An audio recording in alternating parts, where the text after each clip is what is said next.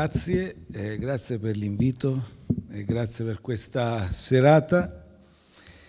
Con Dario ci conosciamo da un po' di tempo, a dire il vero la conoscenza con esponenti della mia comunità politica è ancora più datata, perché io, come sapete, sono uno degli ultimi arrivati nella mia comunità e quindi era stato già fatto prima che io arrivassi, era stato avviato poi anche durante la mia presidenza un lavoro insieme ad alcuni esponenti della mia comunità per cercare di dare un contributo in questa vicenda. Questa vicenda, e devo dire la verità, che Dario non è il primo libro che scrive, però forse questo è quello più completo, perché come è stato detto anche dalla prorettrice vicaria, la professoressa, che tra l'altro essendo una sociologa avete visto un intervento molto puntuale, molto articolato e ricco. Non è sfuggito che questo è veramente un libro molto documentato, con precisi documenti storici e una ricchezza anche nella sensibilità che c'è, anche descrittiva, ma non descrittiva soltanto dei luoghi, direi dei processi di trasformazione economica, sociale che una comunità del Cilento ha avuto nel corso del tempo. E quelle notazioni che abbracciano momenti della nostra storia, anche comune, anche nazionale, importanti, il 68, i processi di trasformazione poi, il processo di industrializzazione in qualche modo, una vocazione turistica che esplode a un certo punto, la costruzione del porto, tantissimi passaggi, anche appuntamenti politici importanti, testimoniano la ricchezza anche di valori di una comunità, delle persone che sono nate, come avete detto, da una famiglia solida, c'era sia il mare che la terra, un genitore era sempre in continuo movimento e l'altro era saldo, no? E poi c'è tutto un percorso, le difficoltà di far studiare i figli, soprattutto nel meridione, e quindi molto spesso si ricorreva ai collegi, il collegio francescano di Baronissi, per far studiare Angelo, e poi di lì c'è il passaggio, anche lì si cerca il parente per fargli proseguire gli studi, c'è il ginnasio Almamiani di Roma e dopo il ritorno ad Agropoli, il completamento del liceo. E io che conosco quelle aree, appena ho letto Agropoli ho detto per Bacco che distanza, quindi si prendeva il pullman, l'autobus alle 6:30 del mattino per essere alle 8:15 a scuola al liceo. Cioè vedete, tutto un percorso di vita, è un percorso di impegno, di crescita culturale, di formazione, tutti i valori che ci sono dietro una famiglia che nonostante le ristrettezze economiche, le difficoltà, cerca di offrire un futuro di riscatto ai propri figli. E Dario è un medico affermato e così tutti gli altri. Non vi passo in rassegna, mi scusate. E alla fine però che cosa viene? Viene poi l'impegno civico, la testimonianza. Come poi, dopo che hai fatto un percorso, dopo che rispetto a tanti altri tuoi amici sei anche stato anche più fortunato, non sentire questi valori, non tradurli in impegno civico. E qui anche io, come dire, ho un percorso completamente diverso per contesti storici, eccetera, però mi sono riconosciuto tanto.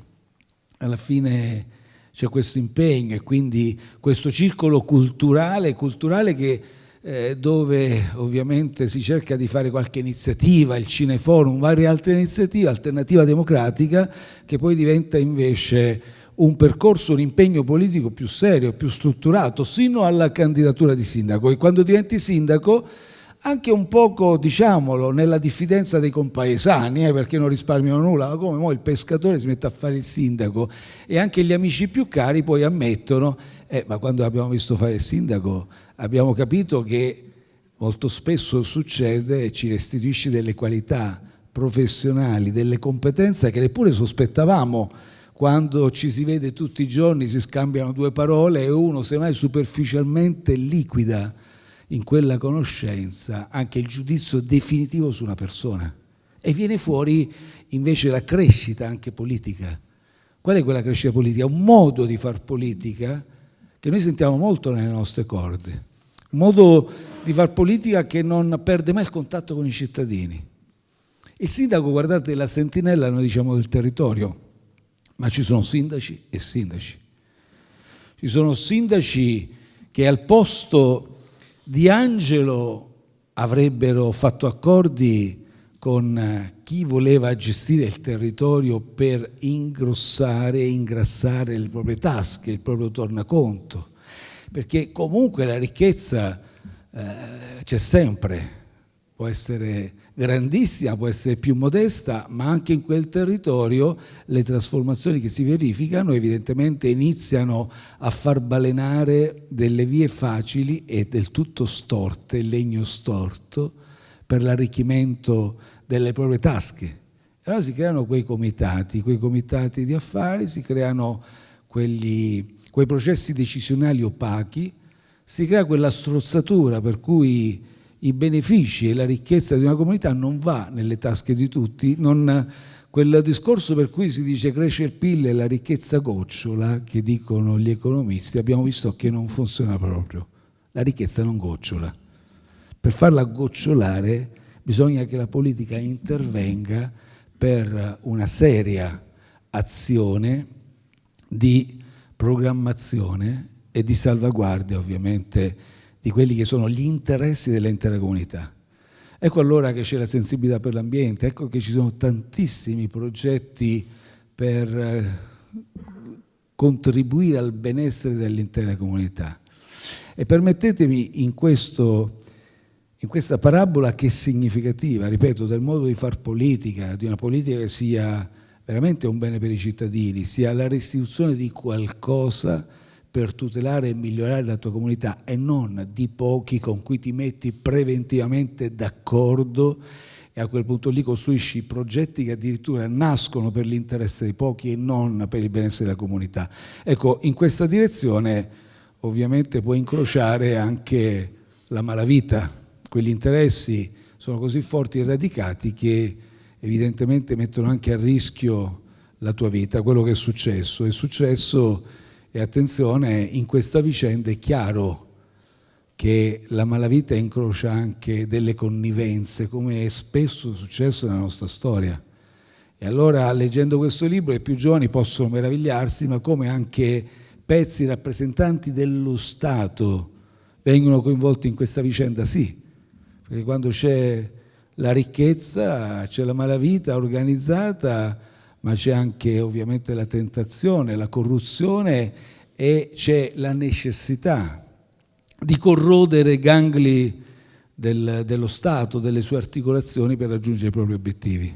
E quindi è una parabola tragica che oggi ci porta a ricordare Angelo Vassallo non soltanto, non deve essere, voglio dire, un'iconografia che si è già consolidata del sindaco pescatore, ma non deve essere una icona astratta, è un modo di far politica concreto che ti espone al rischio ed è stato ben detto, mette al centro l'etica pubblica, perché il nodo fondamentale è quello, l'etica pubblica, onorare le istituzioni e non per tutelare il proprio tornaconto, come è detto nella quarta di copertina. La vera politica si fa ascoltando la gente, comprendendo i loro bisogni, agendo per il loro benessere, non per il proprio interesse personale. Concludo, visto che ho parlato del Movimento 5 Stelle all'inizio, e di meriti non miei, ma di altri amici, colleghi della mia comunità, che hanno onorato l'impegno politico nel modo più giusto.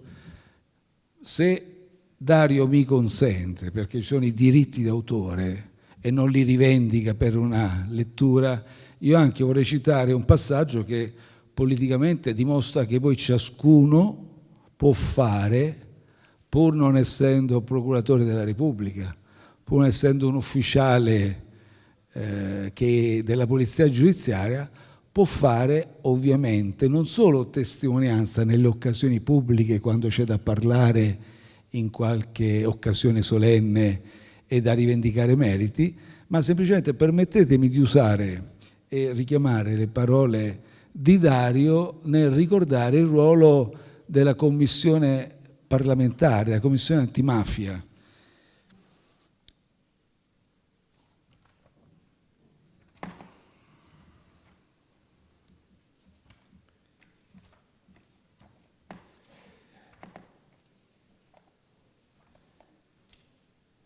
Ecco. A un certo punto questa storia riceve una spinta decisiva in avanti per chiarire questa vicenda, i lati oscuri che parevano inestricabili. E ricorda Dario, dopo la mia audizione presso la Commissione parlamentare antimafia che avvenne nell'ottobre 2019, tutto sembrava ancora fermo, immobile. In realtà di lì invece poi nasce perché vorrei ricordare che i lavori della Commissione sono secretati, quindi anche Dario non si rende conto di fronte alle domande che vengono fatte che lavoro c'è dietro. Se è un passaggio solamente formale, un omaggio a una vicenda che in qualche modo ha suscitato anche, ha calamitato un'attenzione mediatica, c'è del lavoro dietro. E invece tu ricordi che a un certo punto, nel febbraio 2021, dopo varie telefonate interlocutorie, incontrai l'onorevole Luca Migliorino, componente della Commissione parlamentare antimafia. Luca è del Movimento 5 Stelle. A questo primo incontro seguirono per mesi altri incontri e scambi telefonici fino ad arrivare a un giorno importante, il 18 maggio 2021, quando fu istituito all'interno della Commissione parlamentare antimafia un gruppo di lavoro, un comitato composto da tutti i rappresentanti dei partiti e solo per indagare sull'omicidio di Angelo Vassallo.